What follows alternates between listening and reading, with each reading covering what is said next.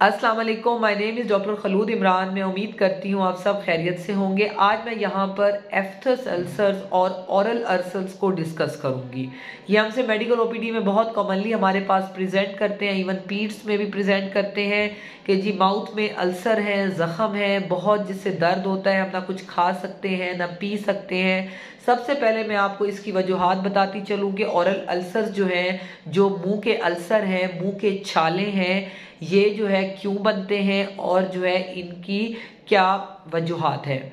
सबसे पहले आपको ये पता होना चाहिए कि जब भी आप कांस्टेंट रबिंग, या तो कोई पेंसिल या कोई ऐसी चोट लग गई है मुंह के अंदर जिसके बाद वहां पे जख्म या अल्सर बन गया है, या बाद लोग मतलब न्यू टूथब्रश लाते हैं तो तेज तेज वो अप्लाई करते हैं तो गम्स को कहीं पे अगर चोट लग गई है तो उस वजह से, या वो लोग जिनको एंटीरियर बैक्टीरिया बहुत ज़्यादा कोई इन्फेक्शन है और इन्फेक्शन की वजह से जो है उनका माउथ बहुत सेंसिटिव हो गया है कि जंजाइवल या गम हाइपरट्रॉफी हो गई या किसी दवाई की वजह से, तो भी ये देखा गया है कि ओरल अल्सर बहुत ज़्यादा कॉमन है। हर्पिस सिम्प्लेक्स में बहुत ज़्यादा कॉमन है, विटामिन B12 डेफिशिएंसी में बहुत ज़्यादा कॉमन है, आयरन डेफिशिएंसी में बहुत ज़्यादा कॉमन है। इस तरह IBD इन्फ्लेमेटरी बाउल डिजीज़ के साथ भी इसको देखा गया है कि ये बहुत ज़्यादा कॉमन है। उसके अलावा जिन लोगों को पेप्टिक डिजीज़ है, मैदे का मसला है, उनके अंदर भी देखा गया है, जैसे कि आंतों और मैदे के मसाइल के साथ भी ओरल अल्सर्स देखे गए हैं।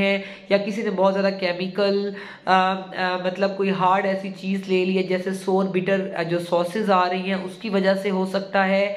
या उसके अलावा जो है बहुत ज़्यादा स्पाइसी जो लोग खाना खाते हैं उनके साथ देखा गया है कि उनके अंदर भी ओरल अल्सर बन जाते हैं, और खुदा ना खास्ता कभी कभी ये कैंसर की अलामत भी हो सकते हैं। तो आपको जब भी ओरल अल्सर होगा तो ये तो जो वजूहात आप लोग पूछते हैं मैंने आपको बता दिया। अब आपने करना क्या है, जब भी आपको अल्सर हो गया है तो आपने, ये बेटर है कि आप उसको खुद घर में ट्रीट ना करें, उसको अपने फिजिशियन को, अपने कंसर्न डॉक्टर को दिखाएं ताकि वो इवेलुएट करें कि आइदर वजह क्या है। हो सकता है उनको आपका CBC विद पेरिफेरल फिल्म करवाना पड़े, विटामिन B12 की जो डेफिशिएंसी है वो उसमें पकड़ी जाएगी, आयरन डेफिशिएंसी, अनीमिया देखा जाएगा, और उसके अलावा वो आपका स्कैन करवा सकते हैं। कोई IBD इन्फ्लेमेटरी बाउल डिजीज़ तो नहीं है, आपको पेप्टिक अल्सर के लिए वो जो है वो आपको एवेलुएट करेंगे, आपको कॉन्स्टिपेशन, डायरिया, इन तमाम चीज़ों की वो हिस्ट्री लेंगे, उसके मुताबिक वो आपको डील करेंगे, जो एक अच्छा पढ़ा लिखा तरीका है ताकि आप डायग्नोज हो जाए। उसके बाद आपने करना क्या है, सबसे पहले कुछ मैं घरेलू बातें बता देती हूँ, फिर मेडिकली पॉइंट ऑफ व्यू से भी बता देती हूँ ताकि आपको पता हो। सबसे पहले आपने क्या करना है कि आपने पानी का इस्तेमाल बहुत ज़्यादा करना है। दूसरा ये कि आप एंटीसेप्टिक जेल्स ले सकते हैं, बहुत मशहूर व मरूफ सोमो जेल, बॉन्जेला नाम के नाम से क्रीम आती है, आप बिल्कुल अप्लाई कर सकते हैं। आप नीम गर्म पानी में नमक डाल के आप गर्गल्स, गरारे कर सकते हैं। उसके अलावा जो है आपने नॉन अल्कोहलिक माउथ वॉश भी यूज़ कर सकते हैं, क्योंकि उस वक्त ब्रशिंग नहीं हो रही होती और पेशेंट को काफ़ी पेन होता है, तो उस टाइम आपने सिप्स ऑफ फ्लूइड लेनी है। यखनी का इस्तेमाल करना है, ये ख्याल करना है उसमें नमक या मिर्च बहुत ज़्यादा तेज़ ना हो, वरना वो अल्सर पे जब भी वो लगेगी तो पेशेंट को पेन होगा।